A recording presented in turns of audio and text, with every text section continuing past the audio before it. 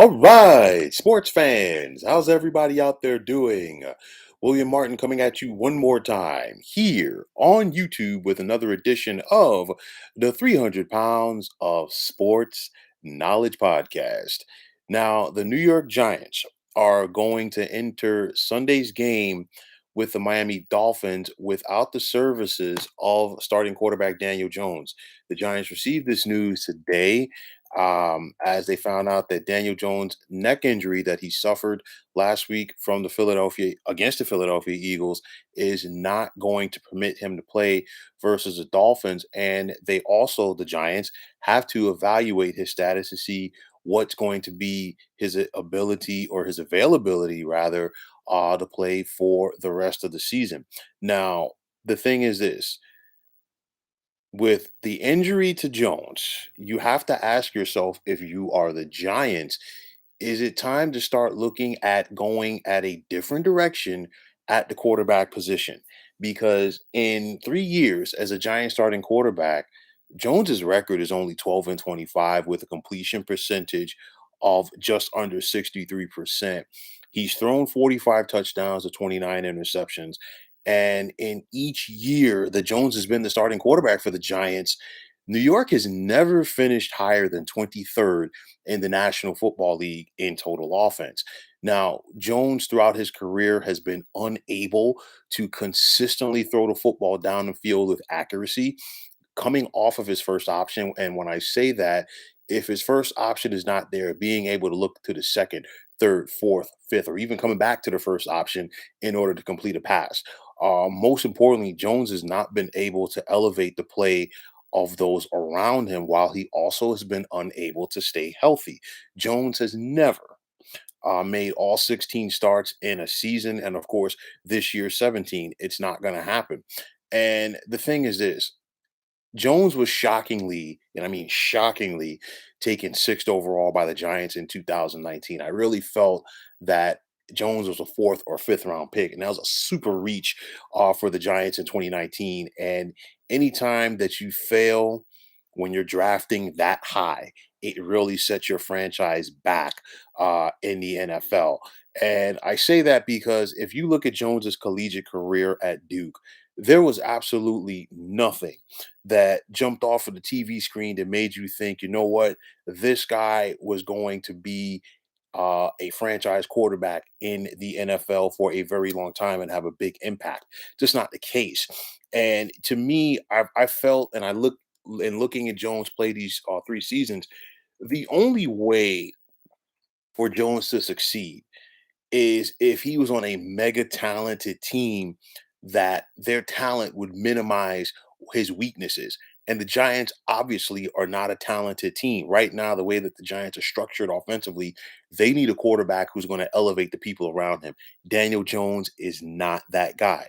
Now, Jones um, all of his problems and his faults, to me, I think they fall directly into the lap of Giants general manager Dave Gettleman, who selected him due to the fact that, he was coached by David Cutcliffe, who is connected to the Manning family. That's all well and good. But the bottom line is you still need somebody who can play the quarterback position at a high level. And Daniel Jones is not that guy.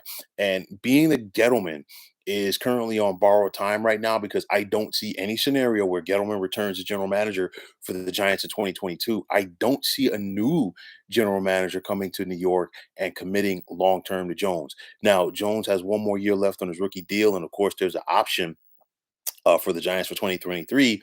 But unless something drastic happens between now and the end of the regular season, I do not see Jones as a Giants starting quarterback in 2022 because with a new general manager in place, uh, he wants to find his guy.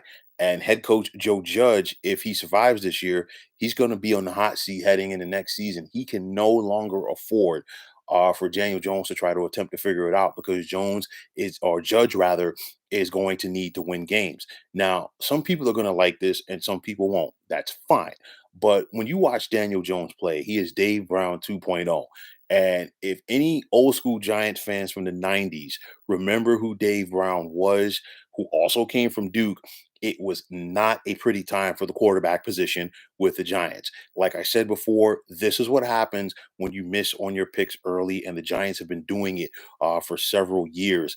And the thing is, the Giants going forward at the quarterback position, at least for next season, they must be in the market for a veteran quarterback at the position. Aaron Rodgers. Have things been smoothed out with Green Bay? Is he going to stay there long term? We'll have to wait and see. Russell Wilson, we're hearing more talks about him. And then, of course, Deshaun Watson. There's a lot of teams are waiting to sit back and see the legal aspect that is hovering over Watson's career right now. And of course, if you're the Giants with either Wilson or Watson, would you be willing to part with some of the draft capital that you have in order to acquire a veteran quarterback? The Giants have two first round picks in the 2022 draft, two third round picks, and they also have two fourth round picks. And their two first round picks are very high right now. Of course, their own and that of the Chicago Bears.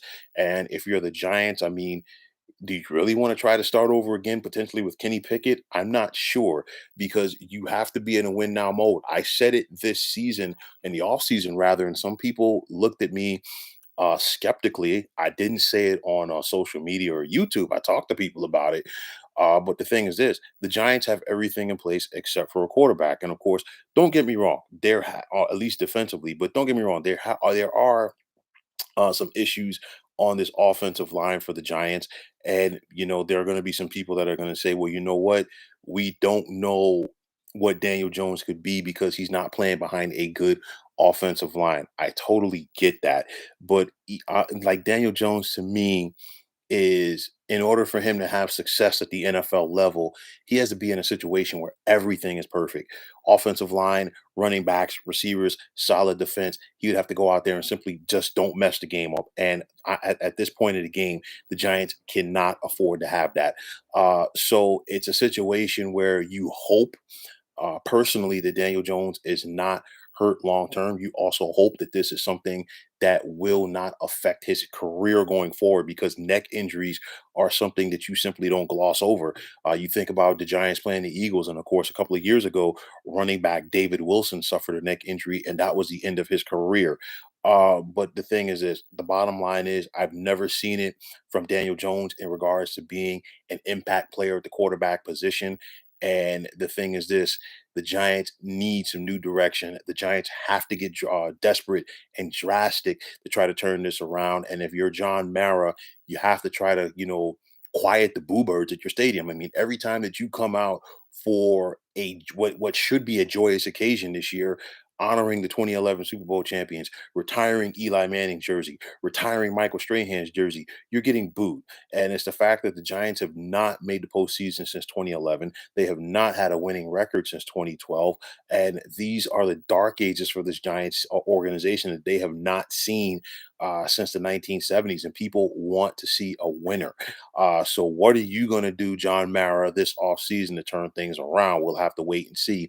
But the bottom line is if the Giants want some long term and short term success with this organization, Daniel Jones can no longer be in the future in regards to the quarterback position after this year. So, folks, that is going to wrap it up. And as always, I want to take this time out to thank you for tuning into the 300 Pounds of Sports Knowledge podcast here on YouTube. I want to take the time out to thank all of you fine folks out there for tuning in. And if you have not already, please feel free to subscribe to this channel. Now, if you're on Twitter, please feel free to follow me at 300 Pounds of Sports. And like I always say, if you follow me, it'll be my pleasure to follow you right back.